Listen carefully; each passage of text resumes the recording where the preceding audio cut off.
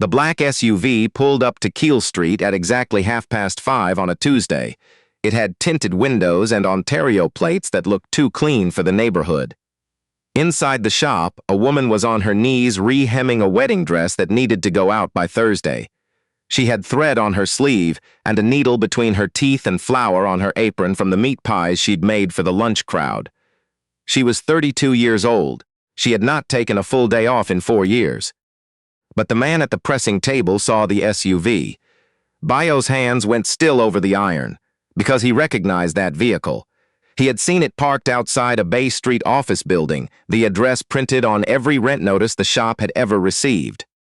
And he knew that whatever the woman on her knees in the back had built over the last 45 days with the quiet man who fixed things, it was about to come apart. His name was Femi Larbi. His father was worth more than anyone on Keele Street would ever guess, and he had spent 45 days pretending to be a maintenance worker, slowly, helplessly, falling in love with a woman who didn't know his last name.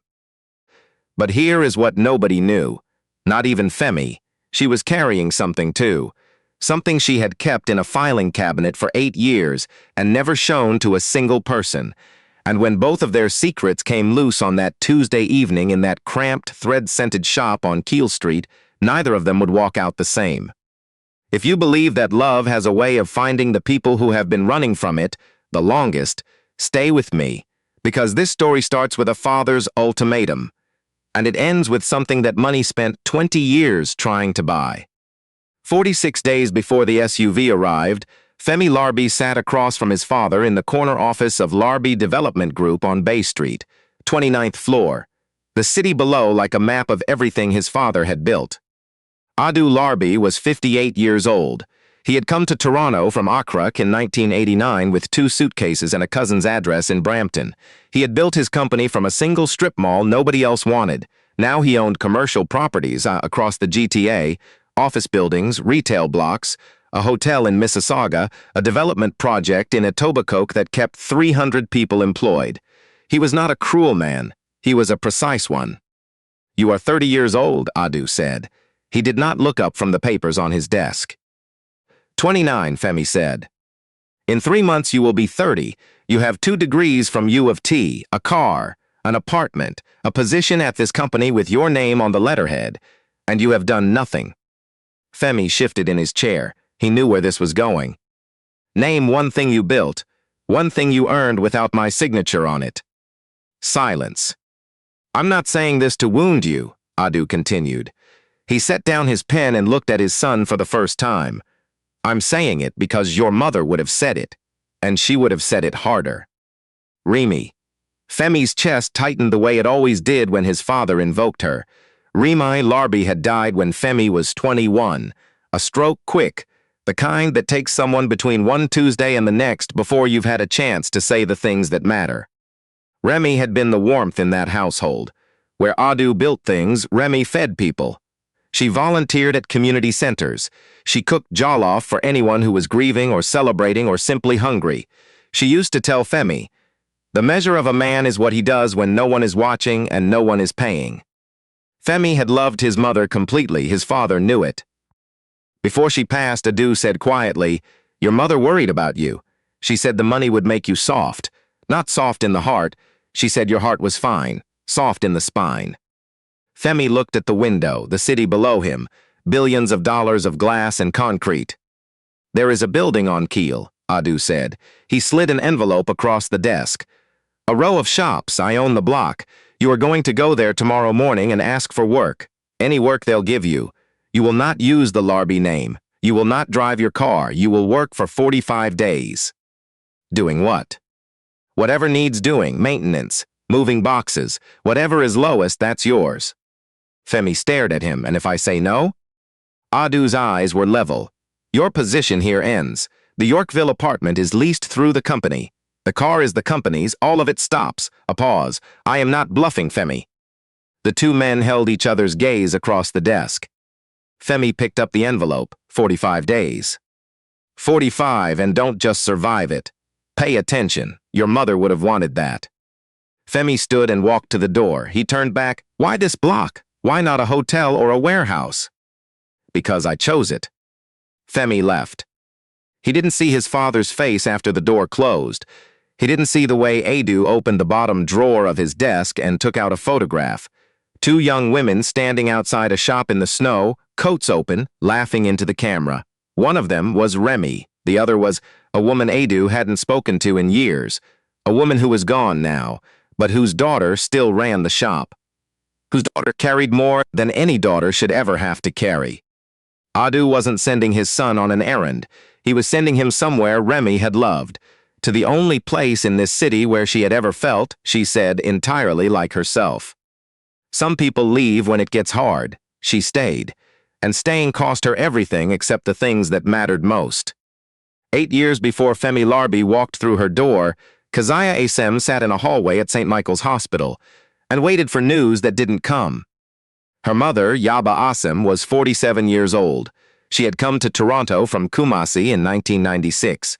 She had worked 2 jobs for 4 years, then opened a small alterations and dry cleaning shop on Keele Street with $3,000 she'd saved, a second-hand sewing machine from Kensington Market, and a sign her daughter helped her paint on a Saturday afternoon.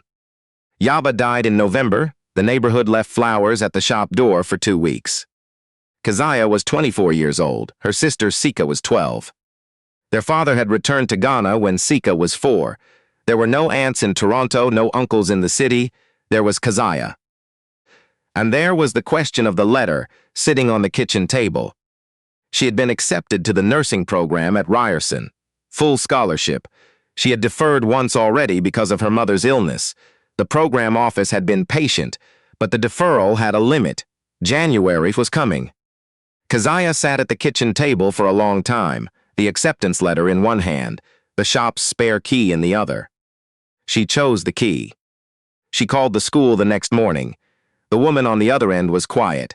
"Are you certain?" she asked, 3 times, each time softer. "Yes," Keziah said. Her voice didn't shake, her hands did. She reopened the shop the following Monday. She burned 3 orders the first week.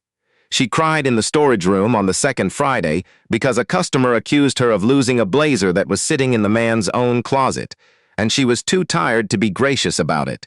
She kept going.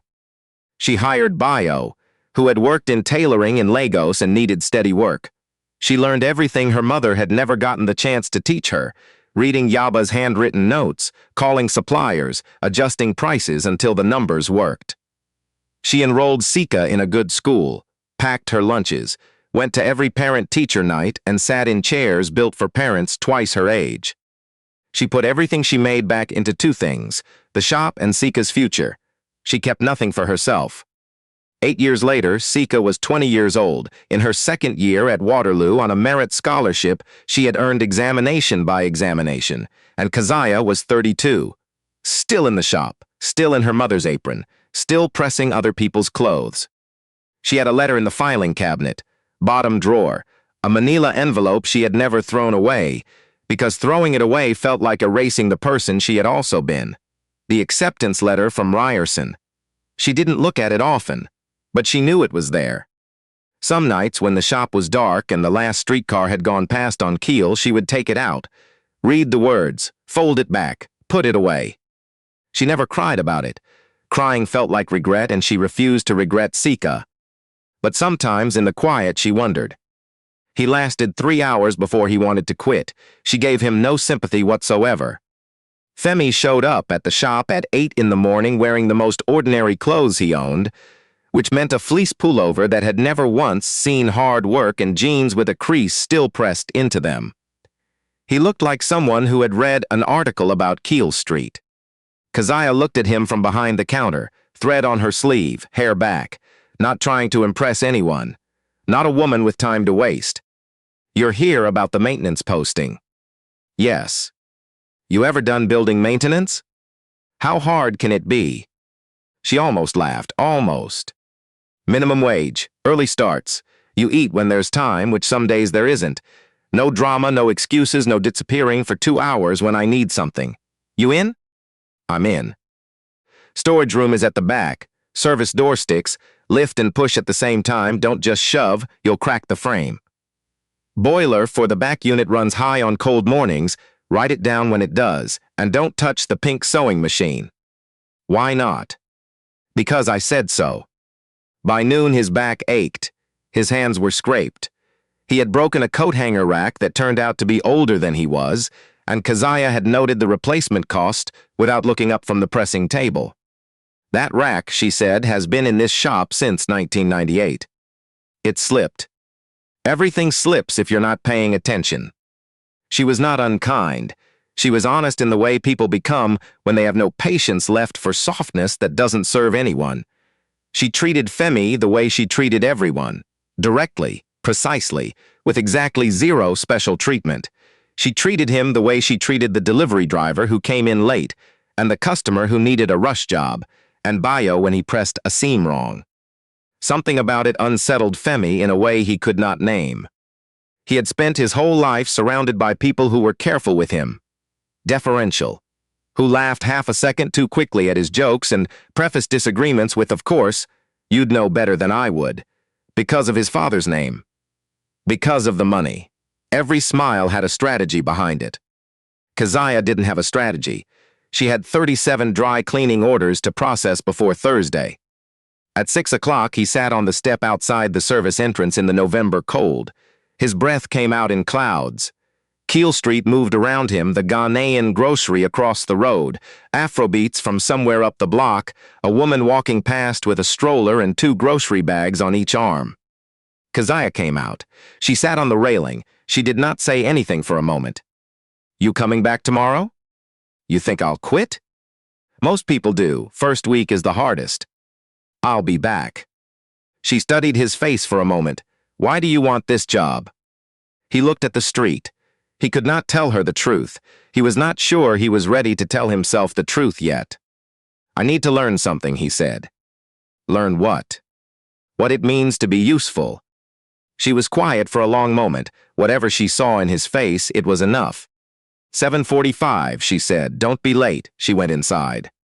Femi sat on that step until the cold drove him to the Civic, a rusted, reliable, invisible 10-year-old car his father's assistant had sourced for the duration.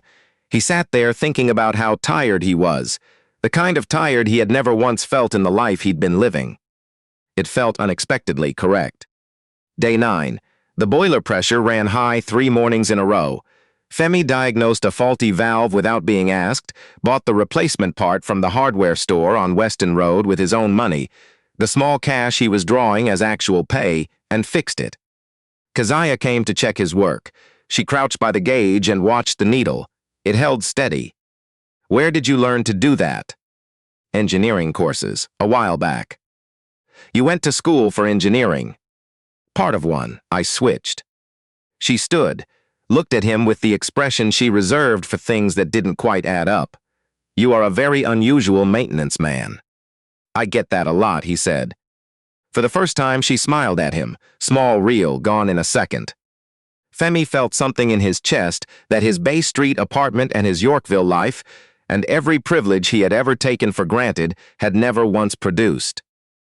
Day 16, they were closing up. Bayo had gone home. Keziah was tallying the week's orders. The photograph behind the front desk, Femi said. He was sweeping the back. The woman with the sewing machine. Who is she? Keziah stopped writing. My mother, she said. She opened this shop. Built it from nothing? From $3,000 and a machine she bought secondhand. She came from Ghana with nothing, and she made this. Keziah looked at the photograph for a moment. She died 8 years ago. I'm sorry. She held the weight of it the way people do when they have been carrying something so long they no longer notice the effort. Not coldly, just practically. She's in everything here, Keziah said.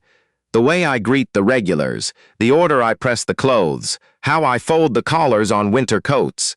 My mother believed that how you do a small thing tells you everything about how that person would do a large thing.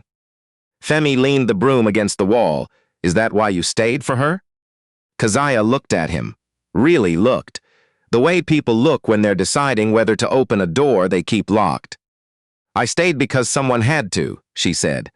And because Mr. Osei has been bringing his church clothes here every Saturday for 11 years. And because the family upstairs learned to sew on my mother's spare machine when they first arrived and had nothing. and because Bio supports his kids on what he earns here. She closed the ledger. If I close, all of that ends. So I stay. Femi was quiet for a long time. That's, he said finally, the most honest thing I've heard in years. Keziah laughed softly. You need to talk to more people. But she held his gaze for a moment past when she needed to, and something shifted in the air between them. Something neither of them named. Day 23, backstep, their step now, end of a long Thursday, breath fogging in the dark. You never talk about yourself, she said. Not much to tell. That's a lie. Men who fix boiler valves on their own time and carry themselves the way you do, they have a story. He looked at the street. What if it isn't a very interesting one? Let me decide that. Where are you from? Toronto, North York, originally. Family? My father, just us. Your mother? A pause. She passed when I was 21. Keziah's expression changed. The professional distance she maintained with everyone, it softened, just for a moment. I was 24, she said, when I lost mine. They looked at each other. Does it get easier? He asked. No, she said simply. You just get stronger, and you learn to carry it differently, so it doesn't throw your whole posture off. He nodded. He knew exactly what she meant, in his body as much as his mind. Femi, she said. Yeah. I'm glad you came back on day 2. Me too, he said. The street hummed around them. A streetcar went past on Keele. Somebody a block up was playing music through an open window. Something slow, something Ghanaian. And 2 people who were both hiding something sat side by side in the November cold and felt, for a little while, like they were not hiding anything at all. Day 29, Femi was clearing space in the storage room for a new pressing table, boxes of old receipts, bolts of fabric, a broken dress form. Behind the dress form, face down against the baseboard, was a framed photograph. He picked it up, turned it over. 2 young women, winter coats, snow on the ground outside, standing in front of the shop's front window. The same hand-lettered sign, newer looking, paint fresher. They were laughing, arms around each other. One of them was Yaba Assam. He recognized her from the photograph behind the front desk. The other woman was his mother, Remy Larbi, younger, before she got tired, laughing with her whole body the way she had laughed when Femi was small and the world was still a place where things made sense. On the back in handwriting he knew the way you know a smell, Yaba and Remy, Keele Street, November 1997, best friends in the cold. Femi sat down on the floor of that storage room, the photograph in his hands, which were not steady. His mother had known this shop. His mother had loved this shop. His mother had stood in the snow outside these windows laughing with Keziah's mother. And his father had known all of it. This was not a punishment.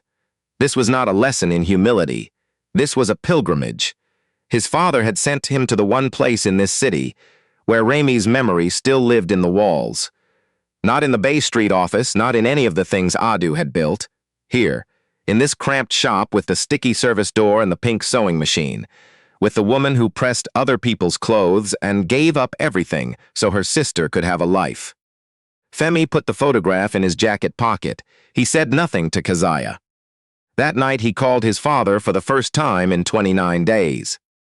Adu answered on the first ring. You knew, Femi said, about Mama, about Yaba Assam. Silence. You sent me here because of her. Yes, his father said quietly. Why didn't you tell me? Because you needed to find it yourself, the way your mother found it. She didn't find this place through a connection or a contact.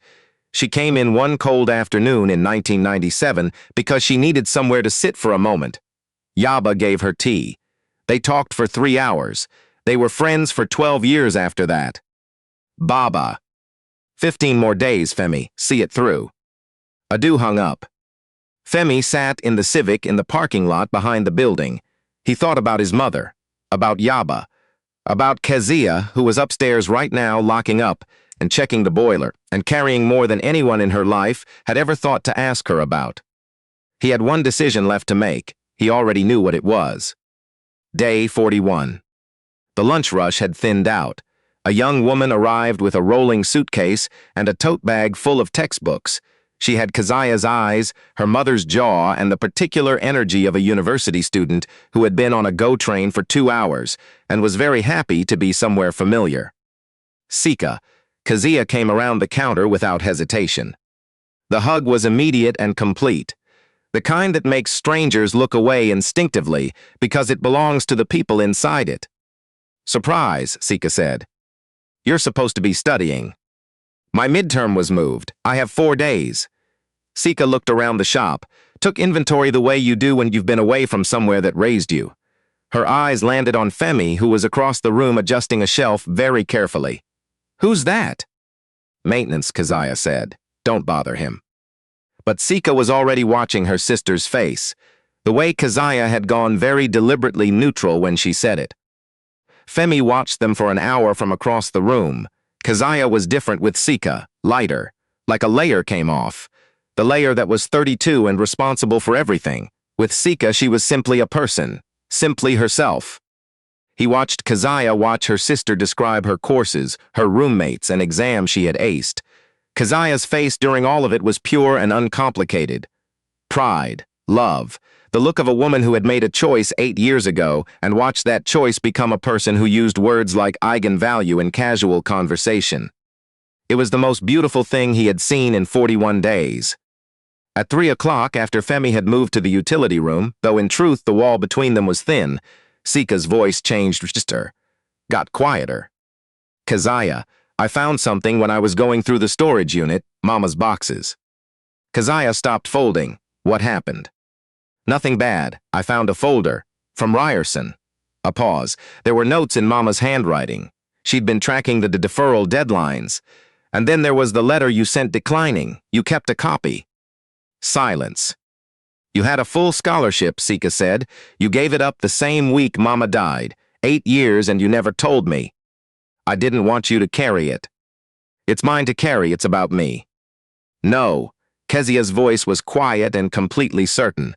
"It was my choice. I made it because you were 12 and you needed someone. I would make it again tomorrow. I would make it 100 times. I could have gone to Auntie in Brampton. With a woman who worked nights and had 3 kids of her own? No. You stayed because that's what Mama would have wanted, and you are at Waterloo on your own scholarship right now. And that is the whole point, Sika. That has always been the whole point." Sika was crying, not loudly, the way people cry when they have just understood something they cannot ununderstand. "I'm going to pay you back," she said. "You don't owe me anything." "Keziah, you being who you are, you thriving. That is the payment. That has always been enough." Femi stood in the utility room with one hand on the cold pipe. He had just heard the whole truth. He knew now the full weight of what this woman carried and had never shown to anyone. He thought of the photograph in his jacket pocket, their mothers. He thought they would have understood each other completely. He made his decision. Day 45 was 4 days away. His father's car would come, the test would end. But Femi was not going back to the life he had left. He was going to tell Keziah the truth, all of it. He was terrified, because she had said one thing to him that mattered more than any test his father had ever designed. Everything slips if you're not paying attention. He had been slipping for 44 days. He had 1 day to make it right. Tuesday, day 45, 5:23 in the afternoon. The shop was quiet. The last order of the day was wrapped and waiting. Bayo had gone home early. His daughter had a school concert. Keziah was behind the counter reconciling the week's numbers. Femi came in from the back. His hands were not shaking from cold. "Keziah." She looked up. She read his face the way she read everything, directly, without performance. "What's wrong?" "I need to tell you something, and you are going to be angry. You have every right to be. I need you to hear all of it." She set down her pen, crossed her arms. "My name is Femi Larbi. My father is Adu Larbi. He owns this block. He owns the building you've been renting for 8 years. The shop went absolutely still. Keziah did not move. Her expression did not change. She was the kind of person who holds things in before she responds, and Femi had learned this about her and was grateful for it now. "He gave me 45 days, Femi continued, his voice steady because she deserved that much. "He said I needed to understand what it meant to work. to be nobody, to earn something without his name. So I came here. You were a test. This job was a test. This building was a test. You were, he stopped, stepped closer. You were the thing I did not expect and the thing I did not deserve. You lied to me. Yes. For 44 days. Yes. Is everything else real? The conversations, the evenings out back? What you told me about your mother? Everything, every word, every moment. The only false thing was my last name. Her jaw was tight. Her eyes were bright. She was holding something in very deliberately. Your last name, she said quietly, is the part that changes everything. You own the ground under my feet. I know. He reached into his jacket. He held out the photograph. She took it. Her hands, when she did, were not entirely steady. Your storage room, he said, behind the dress form. She turned it over. Read the back. Her hand went to her mouth. The woman with your mother, Femi said, is my mother, Remy Larbi. They met in this shop in 1997. They were close for 12 years until she died. Keziah was not crying. She was in the place past tears, where everything has to rearrange itself before you can see what it looks like. My father knew, Femi said. He sent me here because of her. This is the one place in this city where she was still herself, not the wife of the man who owned buildings, not anyone's success story. Just Remy, with your mother, drinking tea, being a person. He moved a step closer. Keziah, I found what he sent me to find, and it had nothing to do with the rent or the building or any of it. He looked at her. I found it here in you. That was when they heard the SUV. The low, clean sound of it pulling up to the curb.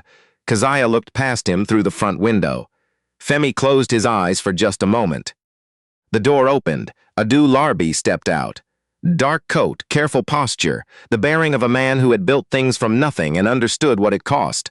He walked to the shop door and came inside. His eyes went to his son first, then to Keziah, then to the photograph in her hand.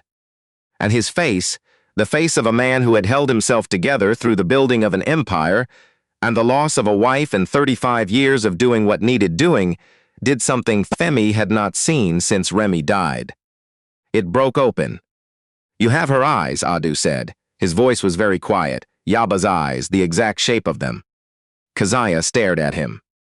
Your mother, Adu said, walking toward the counter slowly like a man moving through memory, was one of the finest people I have ever known. After Remy passed, Yaba called me. She didn't say much. She said, Adu, I'm here.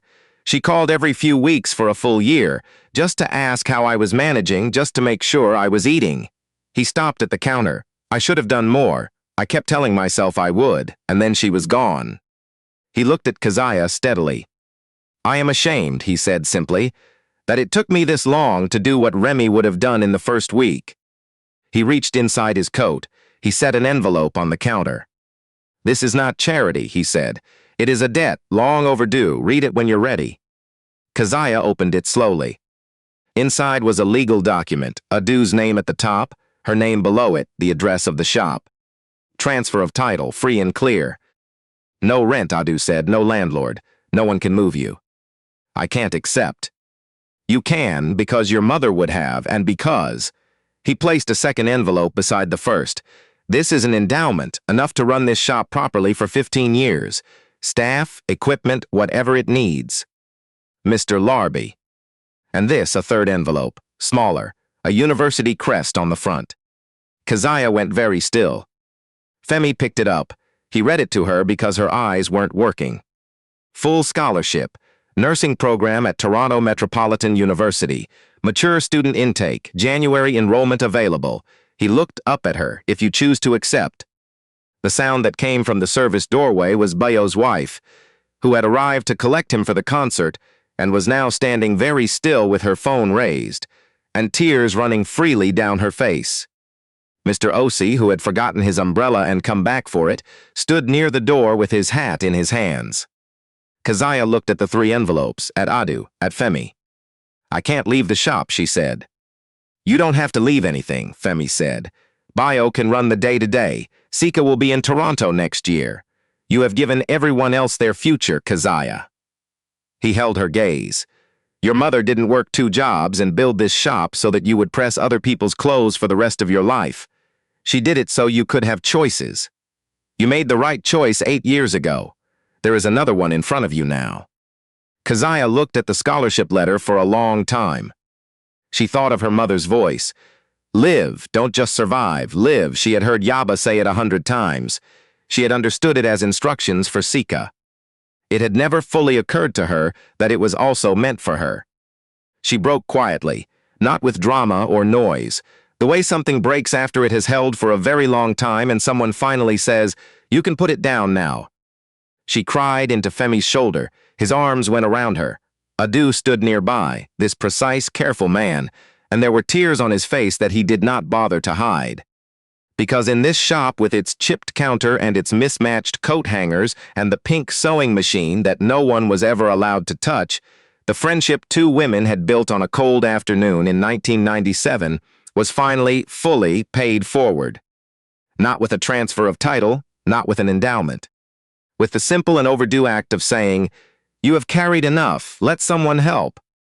Later, much later, after Adu had gone, after the papers were signed and Bayo's wife had put her phone away and Mr. Osi had recovered both his umbrella and his composure, Keziah and Femi sat on the back step in the cold. "You lied to me for 44 days, she said. "I did. You own the building I've been renting. My father owns it, owned it." She looked at him sideways. "You ate my lunch. Bayo's lunch. You were extremely clear about whose lunch was whose." Despite everything, she laughed, the kind of laugh that comes from somewhere deep, that surprises the person laughing. "Why?" she said. "Why didn't you tell me, even after you knew who our mothers were?" He was quiet for a moment. "On day 9, when I fixed the boiler valve, you said not bad without even looking up from the pressing table." He looked at the street. "I thought, this is the most honest person I have ever been around, and I was terrified that if I told you the truth, you'd stop treating me like a person and start treating me like a name." She considered this. "And when were you going to tell me?" "Day 45, today. I had already decided." "Before the car came?" "Before the car came." She was quiet for a moment. Keele Street moved around them, the grocery across the road, the last streetcar of the evening, a dog barking somewhere up the block. "My mother," Keziah said eventually, "used to say that you can tell everything about a person by how they treat something they have no obligation to treat well." "How did I do?" She considered. "You bought the boiler part with your own money. You never made Bayo feel small. You held the door open for Mr. Osisi every single Saturday without being asked." A pause. "And you held that photograph of our mothers like it was made of something real." He looked at her. "You did all right," she said. "That is the highest praise I have ever received." It should be, but she was smiling. They sat on the step in the cold. Two people who had been keeping their heaviest things to themselves for years. Two people who had come into the same story from opposite ends and somehow arrived at the same place. Remy Larbi had walked into this shop on a cold afternoon in 1997 and stayed for 3 hours because the woman inside gave her tea without asking who she was or what she needed. Her son had walked in 45 days ago, thinking he was there to learn something about work. He had learned something else entirely. Some people inherit buildings. Some people inherit aprons and handwritten recipe notes and shops with sticky service doors. Adu Larbi had given his son 45 days to find what money cannot build. He found it in a woman who pressed other people's clothes and never once pressed anyone to acknowledge what it had cost her. He found it in the daughter of his mother's best friend, who had chosen every single day for 8 years to stay, and in staying, had become exactly the kind of person his mother always said was the rarest thing in the world. The kind who does the right thing in the room where no one was watching and no one is paying. If this story stayed with you, if you saw someone you know in it, subscribe to Ancient African Folktales and come back for the next one. Because every story we tell carries something true, and the next one might be the one that finds you exactly where you need it.